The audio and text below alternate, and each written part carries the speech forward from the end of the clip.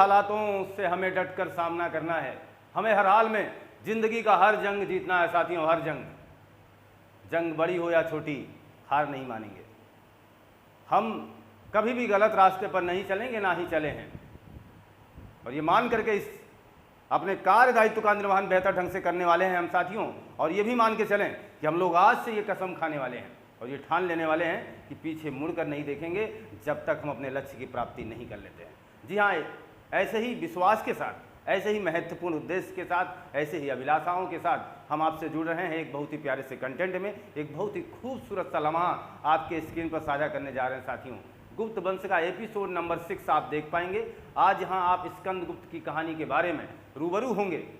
ये प्लेटफॉर्म आपके लिए बहुत ही अच्छे ढंग से सजाया धजाया गया है और बहुत ही प्यारी प्यारी लाइनों के साथ, बहुत ही प्यारे प्यारे कंटेंट के साथ हमेशा हमारा सामना आपके साथ हो रहा है साथियों।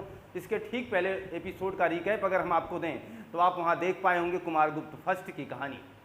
कुमारगुप्त फर्स्ट की कहानी जहाँ हम छोड़ आए हैं, उसकी रुवानी, उसकी कहानी आज वहीं से इस एपिसोड का आगाज होगा, इस एपिसोड की प्रारंभ होगी। देखिएगा, हम अगर बात करें तो कुमारगुप्त की थोड़ी सी बात करनी पड़ेगी हमें स्कंदगुप्त तक आते आते। कुमारगुप्त, इनकी पत्नी का नाम था देवकी। इनकी पत्नी का नाम था देवकी। कुमारगुप्त अब बूढ़े हो चले हैं और देवकी भी बूढ़ी हो चली हैं। कुमारगुप्त भी बूढ़े हो चले हैं और देवकी भी बूढ़ी हो चली हैं। इसका मतलब आप दो लहजे में देख सकते हैं कि ज़िंदगी का अंत होना निश्चित है। हम लाख फड़फड़ा लें, लाख अपने कार्यदायित्व का बेहतर निर्वहन कर लें, लेकिन एक दिन हमें पलायन करना ही करना है साथियों। ज़िंदगी की सबसे बड़ी सच्चाई है मौत, और हम इससे बच नहीं सकते हैं। हम आपस में लड़ाई लड़ सकते हैं, हम आपस में एक दूसरे से घृणा कर सकते हैं, बगैर किसी तह तक जाए बिना आदमी तमाम ऐसे फैसले भी कर लेता है जो गलत सही कुछ भी हो। लेकिन उन फैसलों को बाद में पछताकर क्या होगा जब हाथ से तमाम चीज़ें निकल जाती हैं साथियों। चलिए खैर, उसको जाने दीजिए। इतना समझिए, कुमारगुप्त बूढ़ा हो चला है और देवकी भी बूढ़ी हो चली है। कुमारगुप्त और जब देवकी एक बूढ़े हो चले हैं तो इसका मतलब प्यार जैसी भावना थोड़ी सी कम होती है अब, क्योंकि बुढ़ापा अवस्था में आप इश्क नहीं फरमाएंगे, यानी वो प्यार वाली कहानी थोड़ी सी नम पड़ेगी। लेकिन देखिएगा, कुमारगुप्त जब बूढ़े हो चले हैं, इसके ठीक पहले यानी बूढ़े होने के पहले इन्होंने एक और अपनी पत्नी बना रखी है जिसका नाम है अनंत देवी। अनंत देवी जो कि युवा है। अनंत देवी अभी काफ़ी यंग हैं। इनसे भी इनकी शादी हुई थी कुमारगुप्त की, यानी उस अवस्था के जब ढल रही थी अवस्था, तो कुमारगुप्त राजा थे, खैर राजा ही हैं, और इन्होंने शादी कर ली किससे? अनंत देवी से। अभी ये राजा हैं, कुमारगुप्त राजा हैं। इनकी पहली पत्नी देवकी है और दूसरी पत्नी का नाम अनंत देवी है जो कि अभी यंग है। अब आप सोच के बताना साथियों कि इनका प्रेम व्यवहार इनका ज़्यादा किस तरफ होगा, ये कहाँ अपना इश्क फरमाएंगे? तो आप कहेंगे सर अनंत देवी के साथ। अतः देखिएगा, होता क्या है कि जब ये बूढ़े हो चले हैं और अनंत देवी से एक पुत्र इनको प्राप्त होता है जिसका नाम है पुरुगुप्त, और देवकी से एक पुत्र प्राप्त होता है जिसका नाम है स्कंदगुप्त, जिसकी कहानी आज आप देखेंगे। परंतु कुमारगुप्त के दोनों ही संतानें हैं, दोनों ही पत्नियां हैं, लेकिन कुमारगुप्त का झुकाव अनंत देवी की तरफ इसलिए हो जाता है क्योंकि जाते जाते लम्हों में ये पूरी पकवान खा रहे हैं। इसका मतलब यह हुआ कि जाते जाते लम्हों में ये अनंत देवी जैसी युवा कन्या के साथ प्रेम व्यवहार फरमा रहे हैं और एक कह सकते हैं अश्लील जीवन कह सकते हैं, और पूरे समाज प्रजा को छोड़ करके एक विलासता भरा जीवन व्यतीत करना चाह रहे हैं और कर भी रहे हैं। इस बीच समाज की स्थिति बिगड़ रही है। हमने आपसे कहा था कुमारगुप्त का साम्राज्य, कुमारगुप्त का काल ही वाकई में गुप्त साम्राज्य के पतन का पहला कारण है और पहला गवाह है। देखिएगा, जब राजा विलासी हो जाएगा, अपनी इस पत्नी और इस पुत्र को छोड़ करके इन्हीं के पास रहना चाहेगा, इन्हीं के पास रह रहा है और इन्हीं के पास रह करके अपने साम्राज्यिक विरासत को भाड़ में जाने दे रहा है, कोई मतलब नहीं ले रहा, कोई लेखा जोखा नहीं रखना चाह रहा है, तो इसका मतलब कहानी बिगड़ेगी साथियों। परंतु देखिएगा, अब मैं उस जगह आपको ले आता हूं कि ये दोनों पुत्र काफ़ी बड़े हो चले हैं।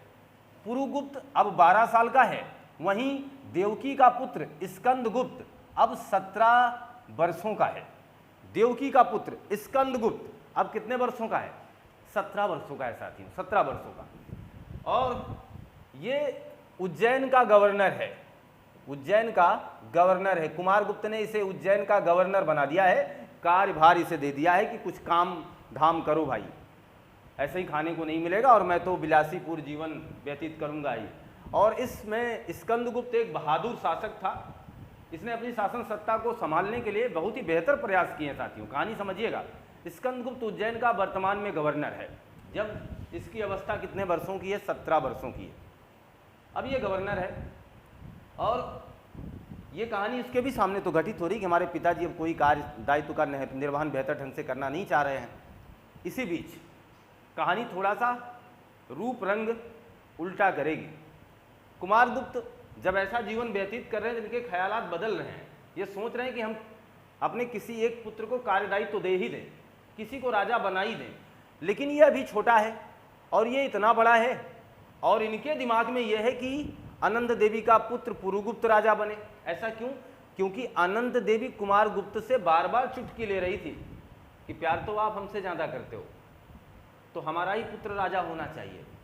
कुमारगुप्त चाह करके भी इसको राजा नहीं बना पा रहे थे, इसीलिए चलने दे रहे थे, जैसा भी चल रहा है चलने दीजिए। और इस बीच हूणों का आक्रमण भारत पर बहुत ही जोरों से था साथियों। कहानी यहाँ से देखिएगा, हूणों का आक्रमण हमारे भारतवर्ष पर बहुत ही तेजी से हो रहा था। हूण एक बर्बर जाति वाले थे, एक बहुत ही भयानक जाति कह सकते हैं, जिनके अंदर प्रेम भावना बिल्कुल नहीं थी। वो एक आदिवासी थे और खूंखार थे। मध्य एशिया से उनकी गाड़ी चलती है, यानी मध्य एशिया से वो आते हैं। मध्य एशिया से रोमन साम्राज्य का पूरा सफाया कर देते हैं, रोमन साम्राज्य को जीत लेते हैं, ईरान को जीत लेते हैं, अरब के तमाम प्रांतों को जीतते हुए ये हमारे भारत में प्रवेश करते हैं साथियों। इनका कबीला इतना मजबूत हो चला था कि जहाँ ये जाते लोग डर के मारे समर्पण कर देते या अपनी माताओं बहनों को समर्पित कर देते थे, इतनी मजबूरी आ चुकी थी। हूण एक विदेशी आक्रमणकारी थे और इस समय वो हमारे भारत की तरफ बढ़ रहे थे। भारत में प्रवेश करने के बाद कश्मीर, पंजाब, हरियाणा ऐसे तमाम प्रांतों को कुचल दिया हूणों ने, पूरी तरीके से विनाश कर दिया। और जहाँ पर शासन सत्ता किसका था? कुमारगुप्त का। कुमारगुप्त का शासन था कहाँ पर? मगध पर। ये मगध साम्राज्य का राजा था और इसकी राजधानी हुआ करती थी पाटलिपुत्र, जो कि वर्तमान में बिहार की राजधानी है पटना। पटना से ही इतिहास बना है, पटना इतिहास का साक्षी रहा है, पटना ही सबसे पहले राजधानी रही है। देखिएगा, ये राजधानी है पाटलिपुत्र और यहाँ का शासन करता है ये, और पूरे भारत का मालिक है कुमारगुप्त। बहुत बड़ा साम्राज्य इसके पास है। उधर हूण आ रहे हैं, इसके तमाम साम्राज्य को अपने कब्जे में कर रहे हैं, तमाम ऐसे राजनीतिक हिस्से को अपने साथ जोड़ ले रहे हैं। और पिता है कि मानता नहीं, और जी है कि मानता नहीं है, मान के चलें कुमारगुप्त अपनी विलासिता से दूर नहीं आ रहा है।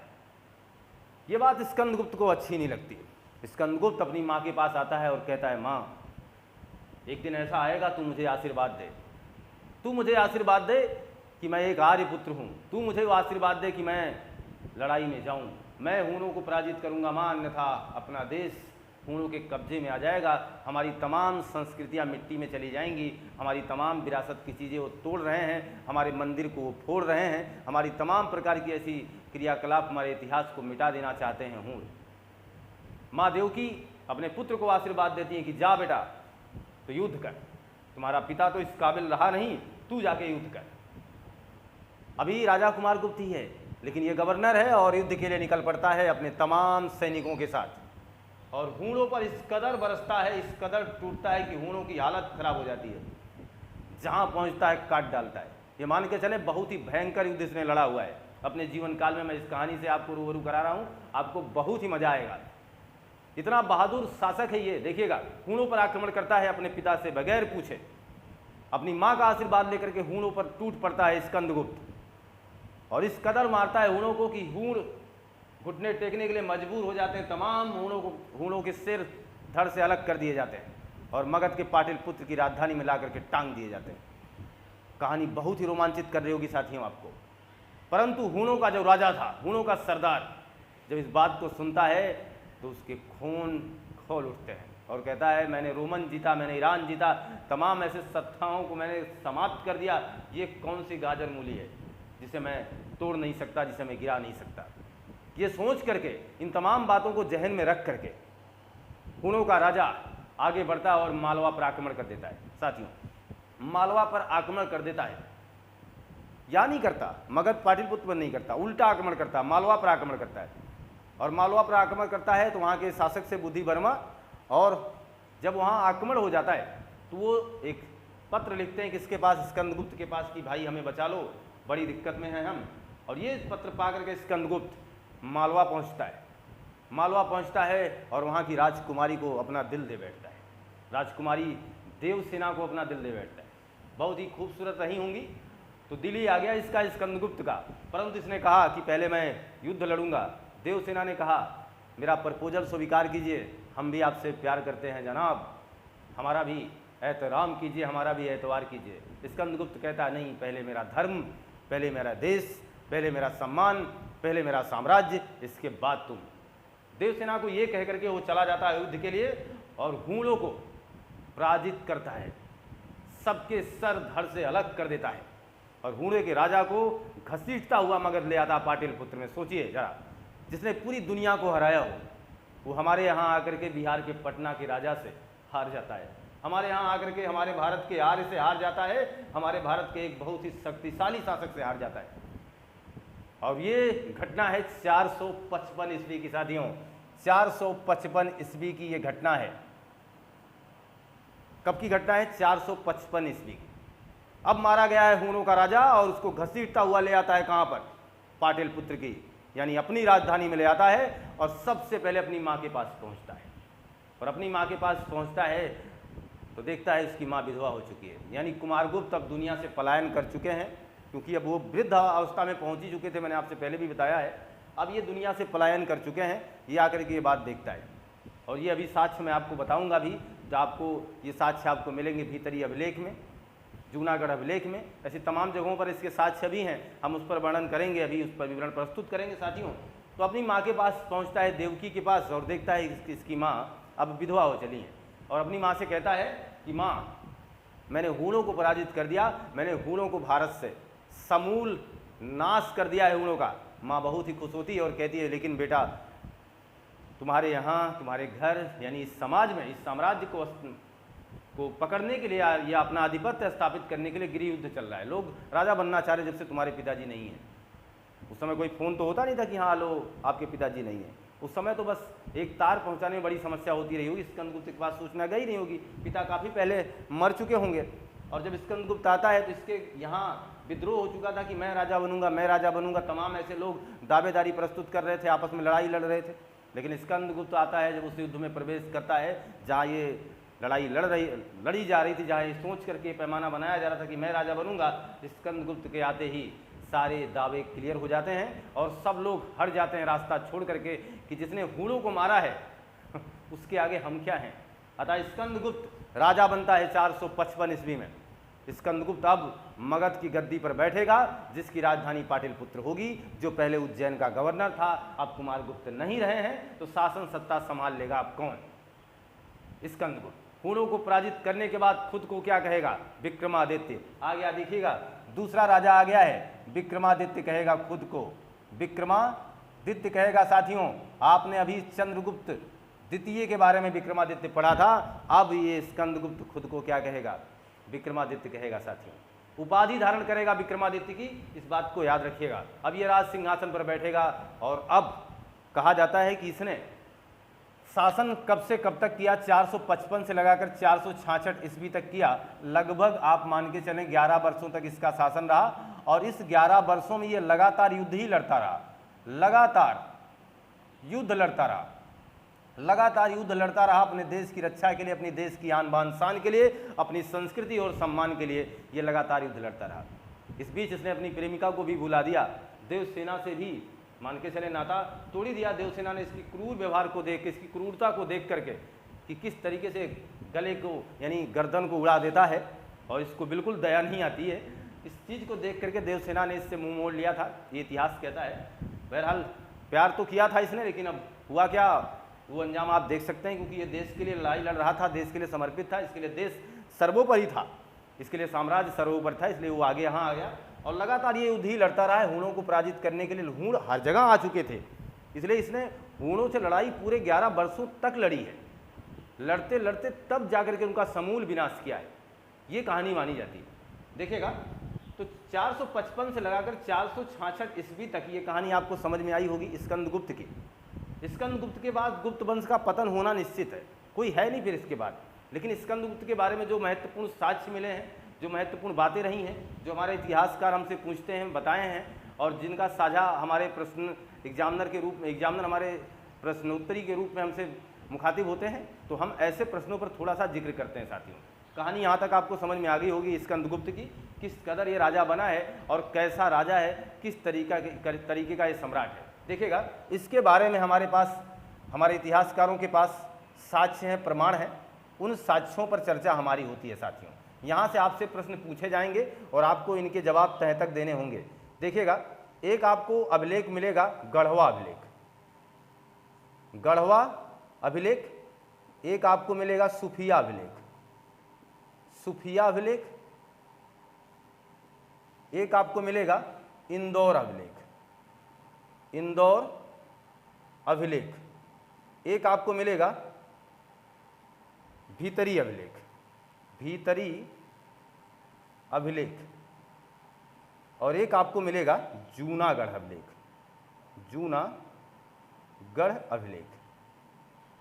ये साक्ष्य हैं सारे, ये साक्ष्य, ये प्रमाण है। गढ़वा अभिलेख, सुफिया अभिलेख, इंदौर अभिलेख, भीतरी अभिलेख और जूनागढ़ अभिलेख, जो ये कहानी बयां करेंगे किसके बारे में, स्कंदगुप्त के बारे में, कि स्कंदगुप्त के बारे में कि स्कंदगुप्त राजा था और वो किस तरीके का राजा था। इन तमाम बातों पर अपना पर्दा हटाएंगे।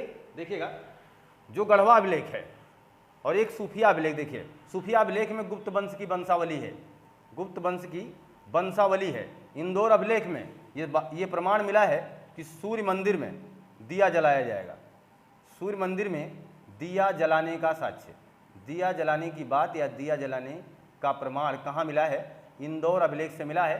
ये बात मानी गई है कि सूर्य मंदिर में दिया जलाया जा रहा है, कब, जब स्कंदगुप्त शासन सत्ता संभाले हुआ है तब। देखिएगा आगे, देखिए यहाँ से बड़े प्रश्न आपके सामने आएंगे साथियों। भीतरी अभिलेख से पता चलता है कि हूणों ने आक्रमण किया था, हूणों ने आक्रमण किया था, हूणों ने आक्रमण किया था। ये किस अभिलेख से पता चलता है साथियों, भीतरी अभिलेख से, जो अभी हम बात कर रहे थे, इसके साक्ष्य हैं साथियों। आप चले जाइए गाजीपुर, गाजीपुर जिला है ना, आपको पता है, आप पहुंचिए गाजीपुर, और गाजीपुर में एक गांव है जिसका नाम है भीतरी। भीतरी गांव में एक अभिलेख है, एक इस तरीके का एक पाइप जैसी संरचना मान के चलें, एक स्तंभ है, स्तंभ उसको कह सकते हैं। ये भीतरी अभिलेख जो है एक प्रकार का कैसा लेख है, स्तंभ लेख है, एक खंभे जैसी संरचना है, आप वहाँ जाकर के देख सकते हैं। उस पर स्कंदगुप्त की कहानी बयां की गई है, उस पर बताया गया है कि हूणों ने आक्रमण किया था और जिसको स्कंदगुप्त ने पराजित करने का काम किया था। साथियों ये बात बोली गई है, इसलिए मैं साक्ष्य के साथ आपको ये प्रमाण दे रहा हूँ और हमारे एग्जामिनर ये बात पूछेंगे आपसे। और ये देखिएगा, और हमने आपसे कहा कि हूण कहाँ से आए थे, तो हूण को मैंने बताया कि मध्य एशिया से आए थे, हूण आए थे मध्य एशिया से। परंतु हमारे पुराणों में कहा गया है, हमारे पौराणिक कथाओं में कहा गया है कि ये नर्मदा नदी घाटी के आसपास रहते थे, नर्मदा नदी घाटी के आसपास रहते थे।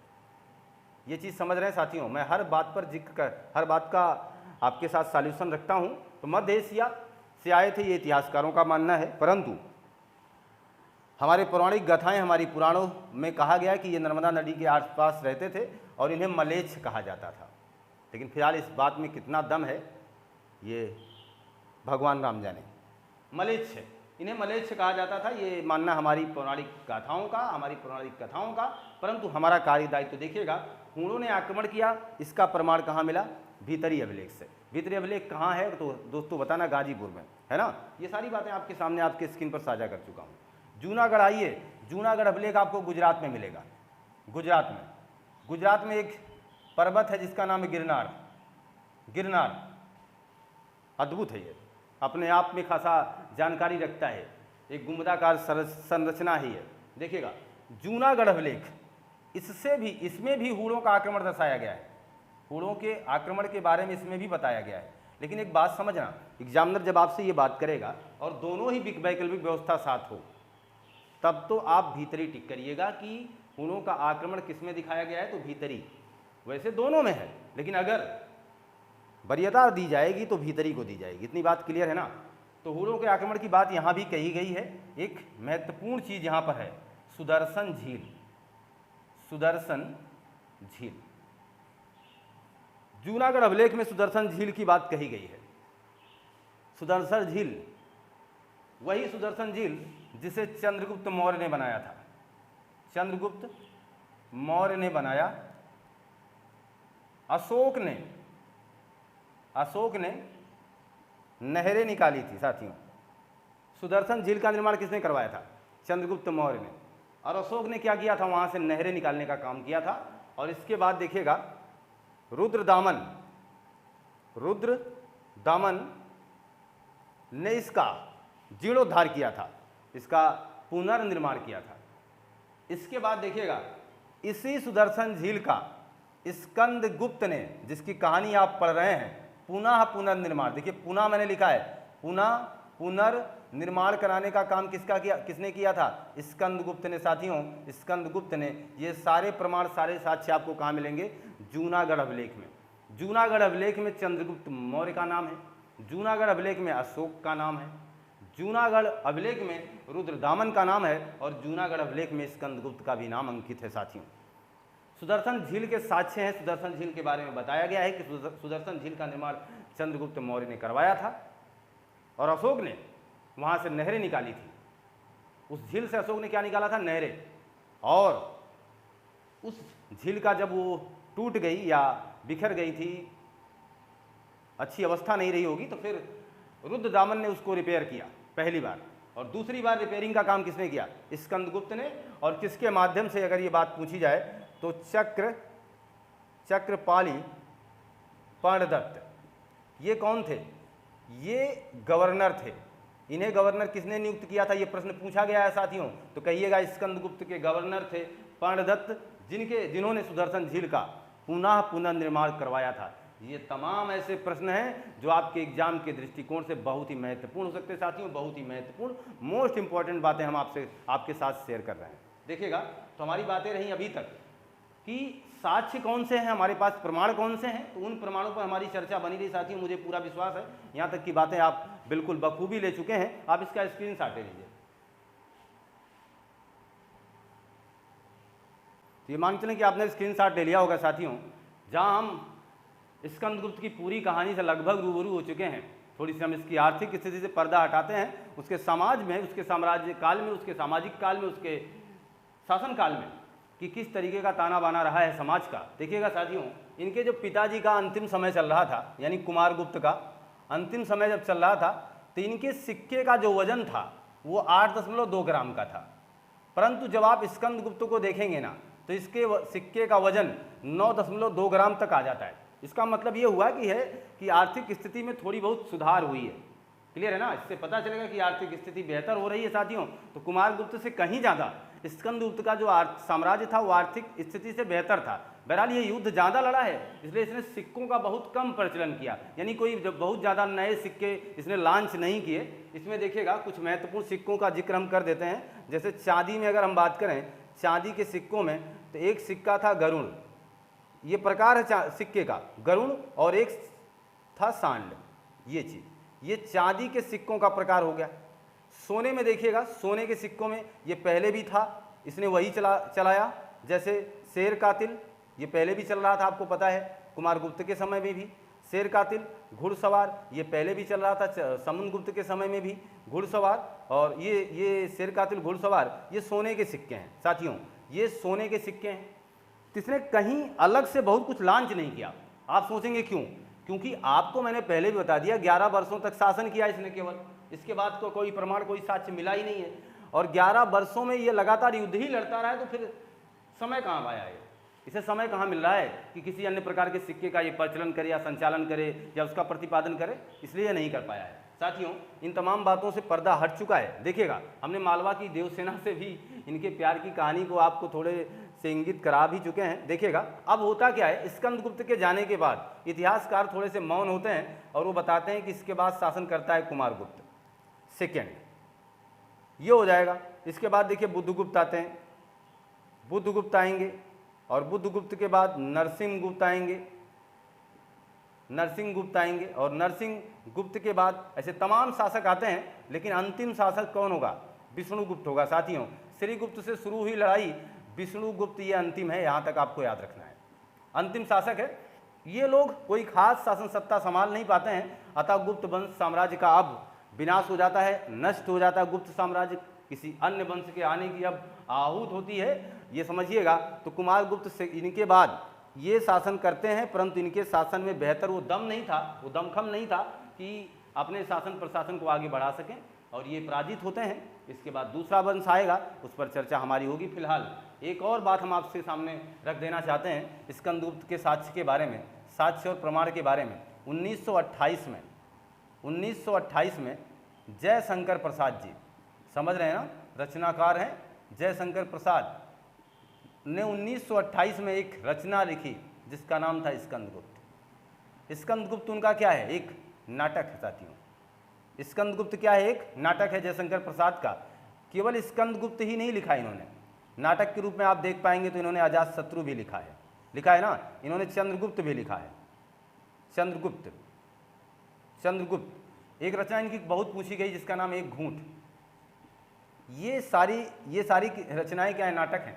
ऐसा नहीं कि केवल उन्होंने एक ही नाटक लिखा, और भी तमाम नाटक इनके हैं, लेकिन ये खास हैं जिनके बारे में प्रश्न एग्जामिनर ने अक्सर पूछा हुआ है। तो 1928 में प्रकाशित होती है स्कंदगुप्त नाम का एक नाटक, जिसके रचनाकार हैं जयशंकर प्रसाद जी, जिसमें स्कंदगुप्त के बारे में हर बातें बोली गई हैं। हर चीज़ें जो हम आपसे बता के आ रहे हैं वो इस नाटक में आपको मिल जाएगा। जयशंकर प्रसाद की रचनाएं आपसे पूछी जाती रही साथियों, इसलिए मैंने लिख भी दिया।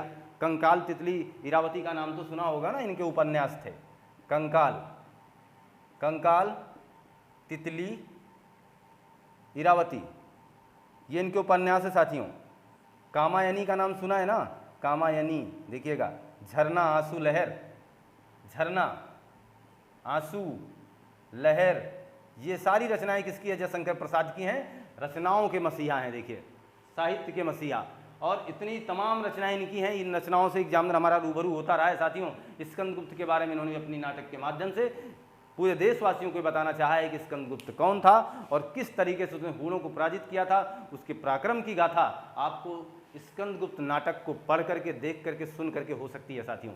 आप चाहें तो उस नाटक को सुने, देखें, समझें, और हम जहाँ तक हमारे एग्जामिनर आपसे प्रश्न पूछ सकते थे उस पर हमारा फोकस बना रहा, हमारा दृष्टिकोण बना रहा, और हमें पूरी उम्मीद है कि ये सारी बातें, इन सारी क्रियाकलापों को आप बेहतर ढंग से समझ गए होंगे साथियों। बहुत ही बेहतर ढंग से आप इन्हें ले पाए होंगे। आशा है, हमें विश्वास, ये कंटेंट आपको बेहतर लगा होगा। आशा है, विश्वास, हम ये कहानी हम आप तक बेहतर ढंग से प्रेषित कर पाए हैं। गुप्त वंश का पूरा एपिसोड हम आपको दे चुके हैं। लगातार 6 एपिसोडों में हमने गुप्त वंश के पूरे साम्राज्य को आपको बताने के लिए बेहतर प्रयास किया, और बेहतर ढंग से तमाम ऐसे प्रश्नों पर हमारा फोकस बना रहा जो आपके एग्जाम के दृष्टिकोण से महत्वपूर्ण हो सकते हैं साथियों। आशा, इसी विश्वास के साथ आपको छोड़े जाते हैं कि आप लाइक, शेयर, सब्सक्राइब करना नहीं भूलेंगे। मिलते हैं आपसे नए कंटेंट में। आपका दिन शुभ हो। आपको बहुत बहुत धन्यवाद।